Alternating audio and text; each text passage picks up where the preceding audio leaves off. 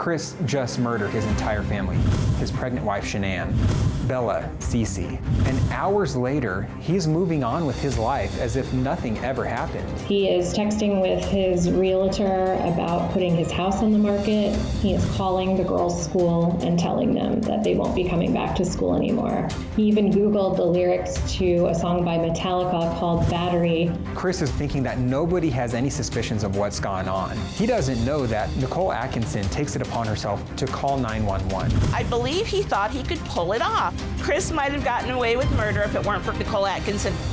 This is my flesh and blood. This is like what I wanted all my life.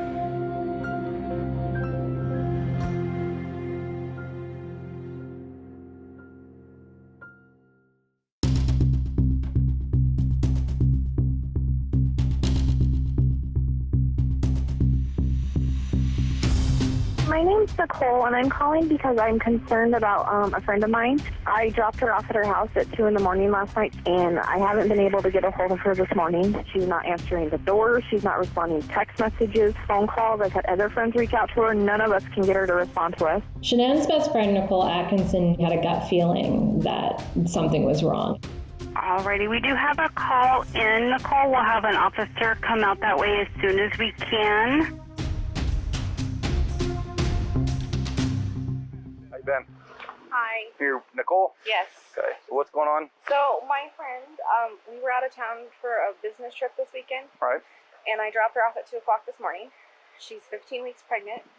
She wasn't feeling well. And she had a doctor's appointment this morning at 9, and I told her to let me know if she needed me to take her. She's got 2 little girls. Her husband and her supposedly are separating, but she didn't know this. She thought they were just having issues. I called him, and I was like, have you talked or heard from Shan'ann since you left for work this morning? Because I can't get a hold of her. I've called, I've texted. Her car's in the garage. Her shoes she wears every single day right in the front door. She only has one vehicle? No, they only have the one vehicle in his work truck. Okay. Shan'ann, are you home? Police department, if anyone's inside, make yourself known. Yeah, I mean, I don't see anything out of place. I'm not hearing kids. I'm not hearing anything. The police officers wear a camera so that they can document the conversations between a suspect or witness. I'm sent these police cams to analyze them to be able to detect whether the person has suspect behavior or demeanor.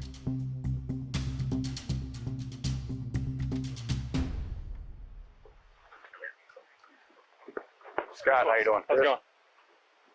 So this is the only vehicle she would have? Only one that, She would drive? Okay. What's interesting is the garage door opens, and instead of yelling out for Shan'ann, he stops and opens up their car and starts looking through the car. This is a stalling tactic to kind of gather his thoughts up a little bit. He then walks in the house and is never heard calling their names, as if he knows they're not home. He goes in the house, he's in there for about a minute by himself, nobody goes in with him. Can we go in the house? I mean, that's up to him. It's his house. Because And that's when he comes around and politely lets in the police officer, Nicole Atkinson, and her son. mind if I come in, Chris? Okay. They go upstairs, there's no sign of the girls there. They go in the basement, there's no sign of Shan'ann or the girls.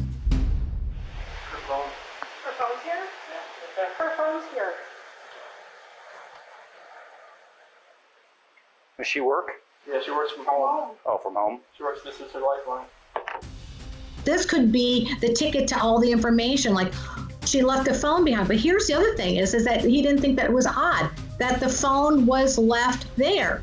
You know her passcode? I don't know her passcode. It used to be 2385, and now it's 6 digits. It's the baby's due date. I don't believe Chris had planned to have the phone discovered. I think he planned to come back later and make some changes and do what he had to do to make it look as if Shan'ann was wandering around with her phone and doing other things. He seems to be anxious. You can see this rocking movement in his body language. Because you told me that she went on a play date with the girls and then... That's what she told me. But instead of frantically calling around, asking for help, finding his wife, or if anyone's seen her, he's texting people. He's trying to take attention off of himself, transferring his anxiety onto that phone. Nicole is like a hound dog. She knows something's up. She knows something's off. And she's looking over at Chris going, what the heck is wrong with you? What time do you leave today? What time I leave there? Come there here. Usually between 5:30 and 6. Was Shan'ann here then? Yes. Yeah, we just go outside. At one point, the police officer is asking questions about where they might have been, and Chris conveniently walks straight into the bedroom and comes straight out, and on his finger is Shanann's wedding ring.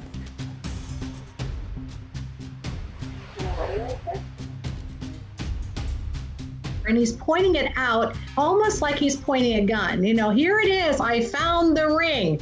This is the missing evidence. I still to this day believe that was her wedding ring that he took out of the car.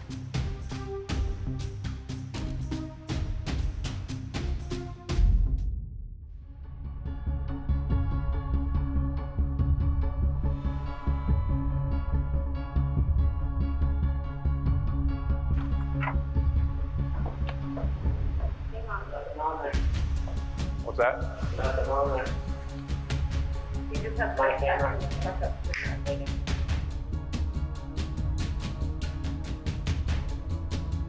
Is this on continually Yep. recording? I get cars driving from this street, and this is him at 517.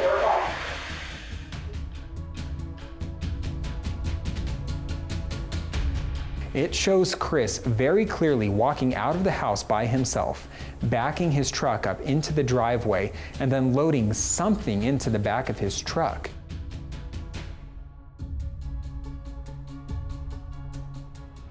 What Chris Watts does, he's very purposeful. He goes into the garage, he walks out, he's got a gas can. He goes to put it on one side of the truck, and then he thinks twice, goes, well, I can't really put it there, but you can see him kind of moving, like apparently there's not room for it there. That wasn't gonna fit, let's go around to the other side. Oh, okay, now it'll fit, obviously, between the three dead bodies.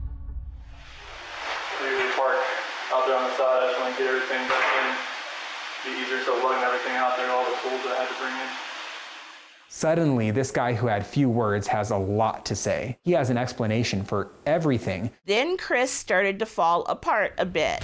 Chris Watts can barely watch it, right? So what happens when you arrest somebody? Get down on the ground, put your hands on your head. So he puts his hands on his head even though he wasn't told. But that was a surrendering moment. That's almost as if Chris was verbally saying, oh my gosh, I was not expecting this. And you see him pacing and moving, nervous and anxious. Chris Watts' body language is betraying him. So right now, police don't have probable cause to be able to arrest him because it still isn't clear where Shan'ann, Bella, and Cece went. They're never seen leaving the house. Appreciate your time. Yeah, no problem.